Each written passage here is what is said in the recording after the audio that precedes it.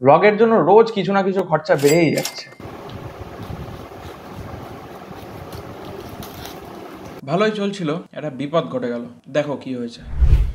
Hello guys, welcome back. আজকে 30 days blogging চ্যালেঞ্জের day 10। গতকালকের ভিডিওতে বলেছিলাম আজকে থেকে একটু অন্যরকম ট্রাই করব। দেখো, আমার ব্লগ দুপুর বা বিকেল এর মধ্যে শেষ করে নিতে হয়। আমার সেম ডে এডিট এবং পাবলিশ এই দুটো বিষয়ের জন্য টাইমের প্রেশার একটা থেকেই যায়। আজকে থেকে একটু ক্যাজুয়াল অ্যাপ্রোচে সকাল থেকেই ব্লগ শুরু করে দিয়েছি। এখন এই ইন্ট্রোটা অফিসে এসে রেকর্ড করছি। চলো বেশি দেরি না করে ভিডিওটা শুরু করা যাক।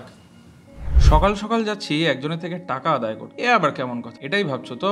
আসলে গত 3 মাস আগে একটা বোথ সাইড বুকিং এর কাজ করি, আর আমার বিলে পরিষ্কার লেখা থাকে অনুষ্ঠানের দিন 80% ক্লিয়ার করতেই হবে। এই মহাশয় কিছুতে সেদিন টাকা দেয়নি তো দেয়নি, আর গত 3 মাস ধরে ঘুরিয়েই যাচ্ছে, আজ নয়তো কাল।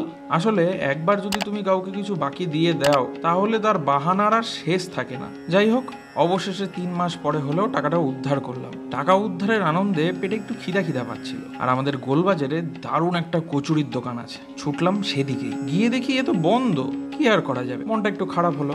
ওখান থেকে বেরিয়ে অশোকনগর পোস্ট অফিস, মানে পাসপোর্ট অফিস, ওখানে আরেকটা কাজ মেটাতে গিয়ে দেখি গরম গরম নান ভাজছে। আসলে ভাগ্যে যদি কিছু থাকে তা সেটা যেভাবে হোক পাবি, হোক না সে নান।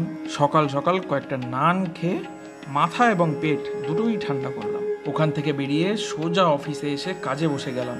একটা আর্জেন্ট ভিডিও ডেলিভারি দেওয়ার কথা আছে, তাও আবার 10টার মধ্যেই দিতে হবে। ভালোই চলছিল, একটা বিপদ ঘটে গেল। দেখো কি হয়েছে। অফিসে আসার পরে ফোন থেকে কিছুটা ভ্লগ রেকর্ড করেছিলাম।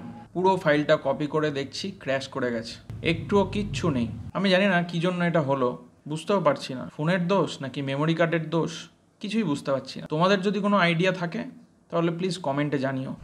যাই হোক, মন খারাপ করে আর কি হবে। এর মধ্যে ফ্লিপকার্ট দাদার কল এলো, পার্সেল আছে। আমি তখনই বুঝে গেছি কি আসছে। এই ভ্লগের জন্য ডে বাই ডে আমার খরচ বেড়েই যাচ্ছে, আবার ভালোও লাগছে। প্যাকেজটা ছিল ওপেন বক্স ডেলিভারি, তাই দাদাই খুলে দিচ্ছিল। দেখো, সোশ্যাল মিডিয়ায় ভিডিও বানাতে গেলে ভিডিওর সাথে সাথে অডিওটা খুব ইম্পর্টেন্ট। তাই আমি একেবারে ডে 1 থেকে অডিওতে খুব কনসিয়াস। আনবক্স করার পরে এরকম একটা বক্স পাওয়া গেছে। বক্সটা একটু হার্ডি, অতটাও হার্ড কেস নয়, তবে একটু হার্ডি। বক্সের মধ্যে দুটো ট্রান্সমিটার, একটা রিসিভার, দুটো হেডফোন, 3টে ডেড ক্যাট ও সাথে অনেকগুলো কেবল দেওয়া হয়েছে। দেখো, শুরুতে আমি এই ল্যাপেল মাইকটা ইউজ করতাম, এটা খুব ভালোই ছিল, সাউন্ড বেশ ভালোই রেকর্ড হতো। তারপরে একটু আপগ্রেড করে এই শর্টগান মাইকটা নিয়েছিলাম, এটাও খুব ভালো সার্ভিস দিত। যেহেতু নতুন চ্যানেল তাই একটু এক্সপেরিমেন্ট করেই দেখছি কোনটায় ফিক্স করা যায়। তো এখন থেকে ভ্লগে এই মাইকটা ইউজ করা শুরু করছি। এটা কেমন কি রেজাল্ট দেয় বা এটা ডিটেল রিভিউ এখনই সেভাবে বলা মুশকিল। এটা বেটার তোমরা বলতে পারবে আগের অডিও আউটপুট আর এখনকার অডিও আউটপুট কতটা ডিফারেন্স হচ্ছে। প্লাস আমি নিজেও 3-4 দিন ব্যবহার করার পরে বুঝতে পারবো যে এটা ডিফারেন্স কতটা কি আসছে। এটা ইউজ করার পরে এটার একটা ডিটেল রিভিউ আমি অবশ্যই চ্যানেলে দেবো। তো চলো, আজকের মতো এটুকুই।